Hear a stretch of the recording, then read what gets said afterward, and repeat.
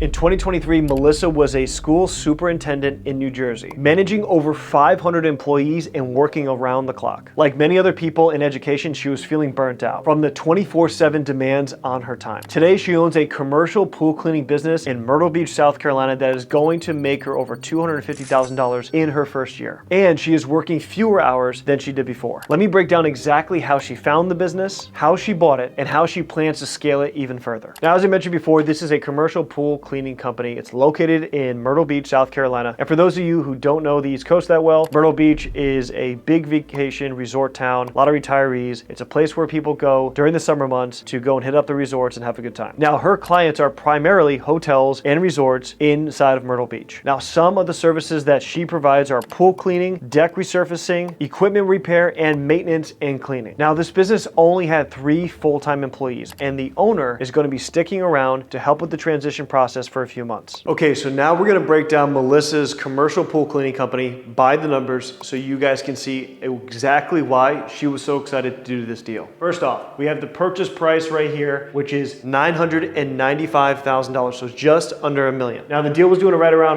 $1.5 million in revenue, and off that revenue, they were doing right around $400,000 in cash flow. Remember, cash flow, SDE, I use these terms synonymously, but this means the total owner benefit that the person who's running the business gets. That's from wages, in terms of the salary they're paying themselves, owner distributions, whatever they use the business for personal piggy bank wise, like paying for their car payments, cell phone payments, home internet, vacations, all of that gets added up and equals the $400K that you see right here. Okay, so now we're gonna break this down to how this actually looked when they got to the deal. She took out an SBA loan for $895,500. That's 90% of the total deal price. Okay, so for 90% of the total deal price, the SBA was taking that. So that leaves a down payment of $99,500, okay, just under $100,000. The interest rate was right around 10%, which is kind of the market rate at the time that Melissa got this deal. And she did something a little bit different, and this is pretty cool. She did an employee bonus. Now, this bonus was for retention. This business that she was buying had a very mature team that's been around for years, and they were really good at what they do. And a lot of times in small business acquisition, one of the biggest dangers is buying a company and then all of a sudden the people leaving. Right? You don't want that to happen, especially if you don't want to be doing all the work yourself. So the way that Melissa thought about doing this was, I'm going to make sure that I start off day one where they realize that I care about them and I care about their well-being. So I'm going to give a retention bonus, meaning I'm going to give $25,000 to my key personnel. And for that $25,000, they are going to agree to stay on for a certain period of time. Her total investment was $125,000, including a $25K bonus. First year, okay, first 12 months, if the business doesn't grow at all, we take the $400K,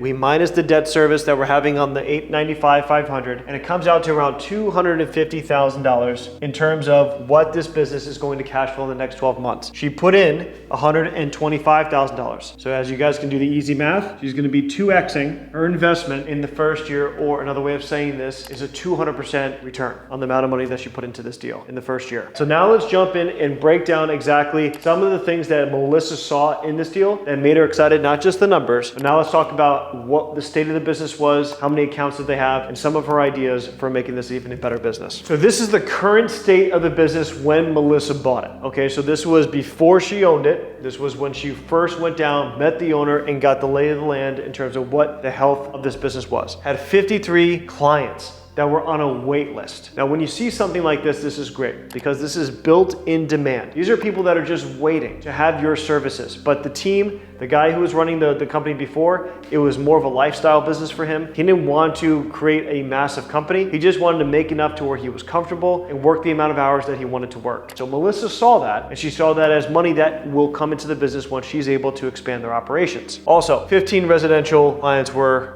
on the wait list as well. So the previous owner was going to be working until June. So he was going to stay around for a few months to make sure that Melissa knew exactly how to operate the business. She understood all the systems that they had in place. Melissa's going to do a lot to change those systems, but she was going to understand the entire apparatus of how this commercial pool cleaning business was running. Now, the current owner was working around 30 hours a week. Okay, some weeks he would work a lot less. Some weeks he would work a little bit more. Typically, he was right around 30 hours a week. He was not the one doing any of the cleaning. He had his crews doing that. His was was mostly doing some scheduling, making sure that the customers were happy, sometimes visiting the larger clients, maintaining those relationships, and he was always out of the office by 5 p.m. Now this part is what made Melissa so excited about this deal, because she was working as a school superintendent. She was working 80-hour weeks for the last decade. She was burnt out. She didn't want to do that anymore. She loved her job in terms of the kids and everything else at the school, but the job that she had was just not sustainable. And when she saw that this guy was running this commercial pool cleaning business and he was doing around $400,000 a year in cash flow, and he was working on average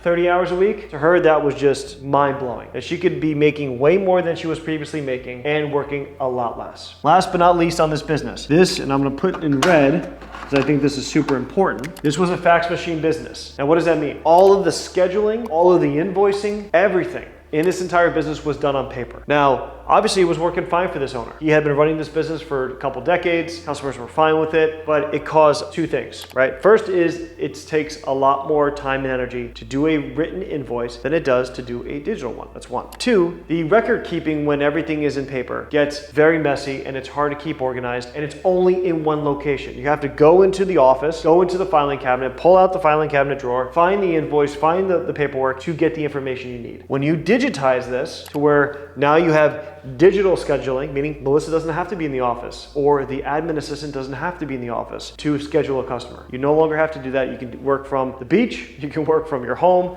you can work from a different state or a different country, do these same things. So here's the future. These are the things that Melissa is going to be implementing into this deal. As we just mentioned, digital scheduling and online invoices. This is going to, just in and of itself, this is going to save a few hours a week, and it's going to make these tasks location independent. They're not dependent on being in the office to do these tasks. Next one is to hire more staff, right? This is directly related to these waitlist clients that we have over here. Next, recurring maintenance. Now, what does this mean? Recurring maintenance contracts. In the pool cleaning industry, if you have a contract, and a lot of Melissa's clients are resorts. So this is down in South Carolina, this is on the beach. A lot of these commercial clients are all these large resorts. Everyone is using their pools during season. They need a lot of maintenance. So getting them on a recurring contract, instead of it just being, hey, when you call us whenever you need us, and they needed them very often. This makes it to where Melissa's able to plan and know exactly what's coming in every month, because a majority of her revenue will be recurring. This is going to be a big shift in how she's going to start doing her pricing model. Last but not least, more resorts to full-time. In South Carolina, resorts on the beach, typically in season, as you guys would imagine, would be late spring all the way through the summer into early fall. During the winter months and in the early spring, this is not going to be high season. But Melissa's working on making sure that the pricing model and the service contract she's putting in there is a year-long contract. Okay, so she's gonna be working the pricing in that. And now what that does is it does two things. One, it makes it to where she knows exactly what's coming in every single month. So instead of just being really heavy in on revenue for the summer months and then almost no revenue in the winter months, now everything is going to be spread evenly across the year. And the same thing happens for the clients. They know exactly on a monthly basis what their cost is for their pool maintenance. So with all of these things, Melissa did all this with no background in commercial pool cleaning or pool cleaning in general. She worked her entire career in New Jersey in education, working her way all the way up to a superintendent. She was very good at what she did. She was a very hard worker, but she wanted a change. And she was able to go out, find that change, and now she lives down in South Carolina next to the beach, has a commercial pool cleaning company, and she just texted me the other day saying that she was on the beach at 2 in the afternoon with her dog, having fun. In her previous life, that never would have been possible. But now she can choose whatever time she wants. She went out there, had a great afternoon on the beach with her puppy, and that is the life that she chose to build. This is something that you guys can do as well. Nothing is stopping you from going out, finding the same kind of deal